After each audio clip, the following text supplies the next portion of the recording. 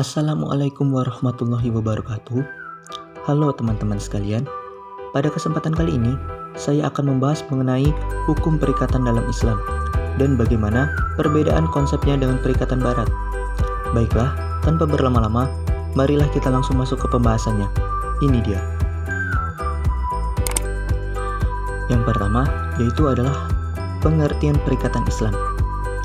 Perikatan sendiri dalam bahasa Arab terdapat dua istilah, yaitu yang pertama adalah kata akad, yang artinya menyimpulkan atau mengikat, atau dapat juga disebut dengan ukut, yang artinya perjanjian atau tercatat dalam kontrak.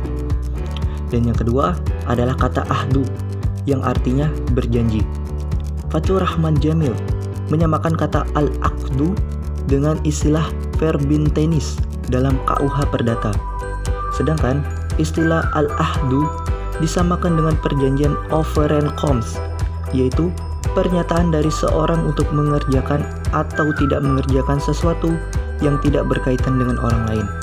Dalam kompilasi hukum ekonomi syariah, kata akad diberi pengertian adalah kesepakatan dalam suatu perjanjian antara dua pihak atau lebih untuk melakukan atau tidak melakukan perbuatan hukum tertentu. Jadi, hukum perikatan Islam adalah seperangkat kaidah hukum Islam yang mengatur tentang hubungan antara dua pihak atau lebih mengenai suatu benda atau barang yang menjadi halal dari suatu objek transaksi. Selanjutnya, kita masuk ke dasar-dasar hukum perikatan Islam. Dasar-dasar hukum perikatan Islam itu sendiri ada 4, yaitu Al-Quran, khususnya tercantum dalam Quran Surah Al-Baqarah ayat 275 dan Quran Surah An-Nisa ayat ke-29. Yang kedua yaitu Al-Sunnah. Yang ketiga Ijma. Dan yang keempat Qiyas Syar'i. Dan yang selanjutnya kita masuk ke macam-macam perikatan dalam Islam.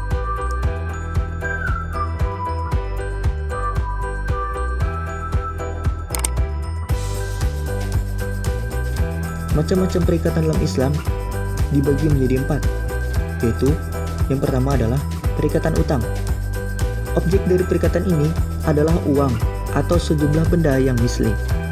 Sumber perikatan utang ada 4, yaitu yang pertama akad, yang kedua kehendak sepihak yang objeknya sejumlah utang atau benda, yang ketiga perbuatan melawan hukum, dan yang keempat adalah pembayaran tanpa sebab.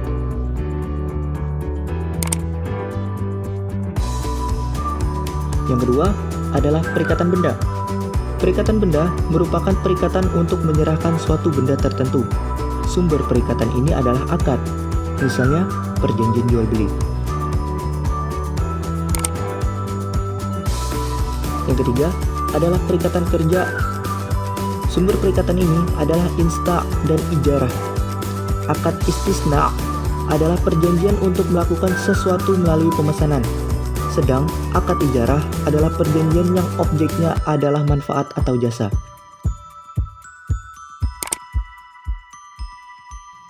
Dan yang keempat adalah perikatan menjamin. Jenis perikatan ini objeknya adalah menanggung atau menjamin suatu perikatan lainnya. Contohnya, si A menanggung si B untuk perikatan yang terjadi antara si A dan si B. Perikatan ini bisa berupa perikatan utang, perikatan benda, dan perikatan yang berupa penyerahan orang yang ditanggung dalam akad.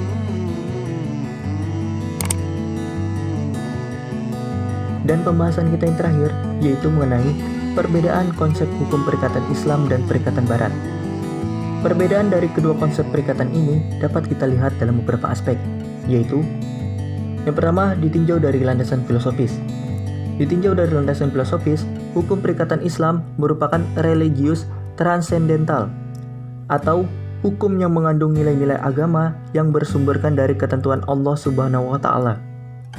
Sedangkan untuk hukum perikatan Barat sendiri bersifat sekuler atau tidak mengandung nilai-nilai agama.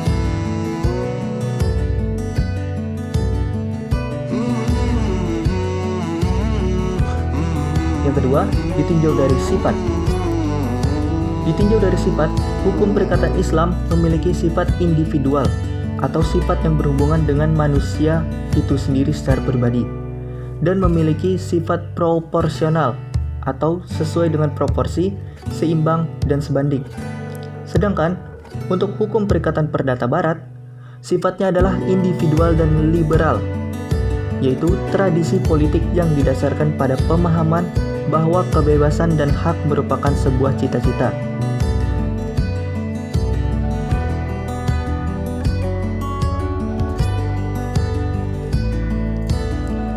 Yang ketiga, ditinjau dari ruang lingkup.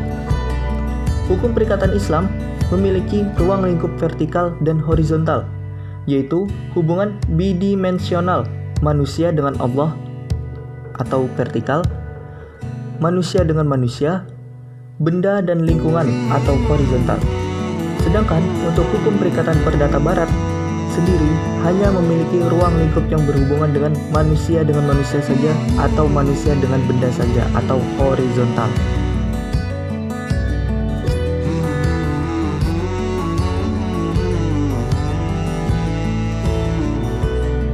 Yang keempat, ditinjau dari proses terbentuknya. Untuk hukum perikatan Islam terbentuk dari adanya pengertian al-ahdu, perjanjian, dan al-aqdu, perikatan.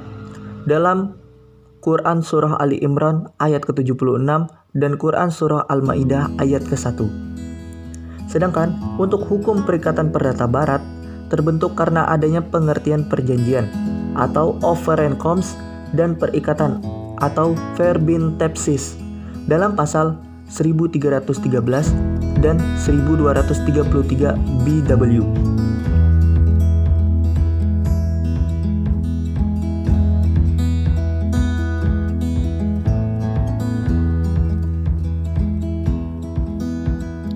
Yang kelima, ditinjau dari sahnya perikatan.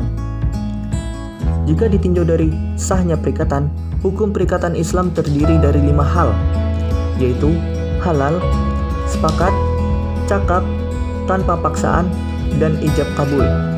Sedangkan untuk hukum perikatan perdata barat ada 4 hal, yaitu sepakat, cakap, hal tertentu, dan halal. Terdapat dalam pasal 1320 BW.